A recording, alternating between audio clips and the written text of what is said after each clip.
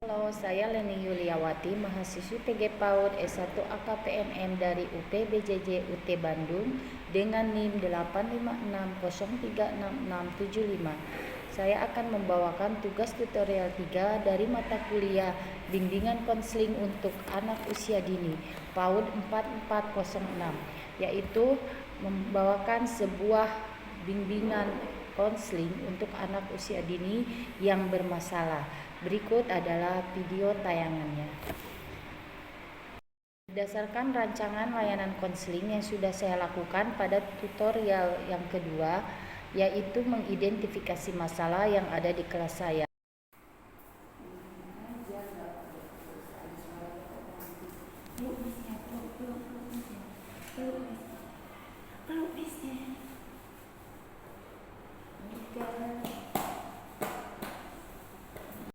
Berikut adalah layanan konseling kepada anak usia dini yang saya berikan atas identifikasi masalah yang sudah saya paparkan di tugas tutorial kedua, di mana seorang anak yang masih nangis di dalam kelas ketika mengikuti pembelajaran.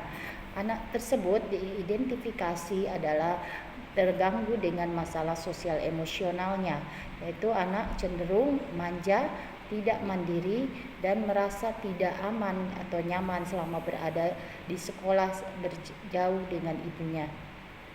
Berdasarkan analisis masalah, hasil identifikasi tersebut. Halo Cerlin, apa kabarnya hari ini nak? Cerlin udah gak sedih lagi kan? Tadi kenapa Cerlin setiap hari selalu datang nangis ke sekolah? Tidak boleh ya?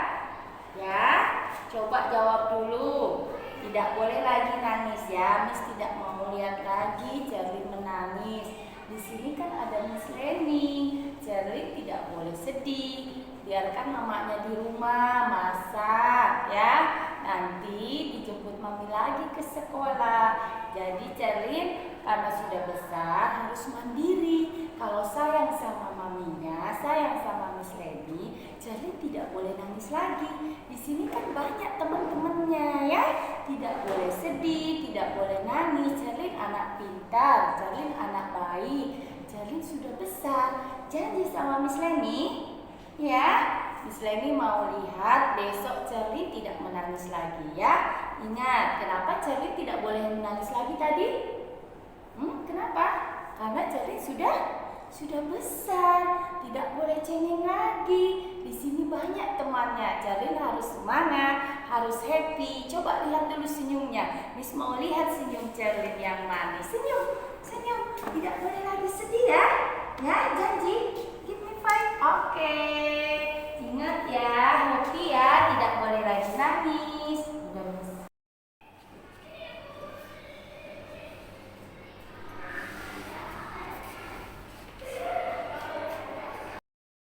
Untuk mengetahui penyebab dari faktor kenapa dia masih suka menangis saat belajar di kelas, maka saya menindaklanjutinya dengan memfasilitasi dia dengan berbagai kegiatan, diantaranya bermain peran, berdialog dengan anak, dan berkomunikasi serta membuat proyek untuk anak atau kegiatan yang dilakukan bersama kelompoknya.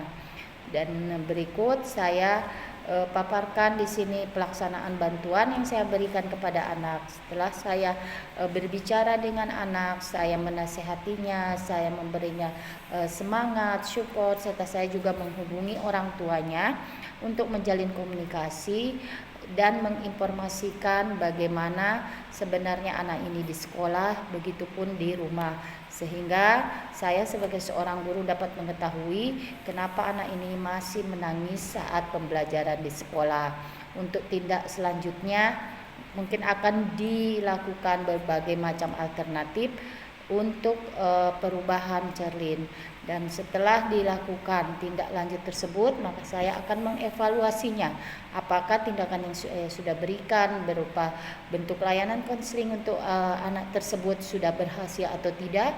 Maka apabila belum berhasil dan anak masih menangis juga, maka akan saya lanjuti dengan alternatif lainnya. Demikian bimbingan layanan konseling yang saya lakukan pada anak usia dini di kelas saya yang bermasalah dengan sosial emosionalnya, yaitu anak yang masih sering menangis di dalam kelas saat pembelajaran.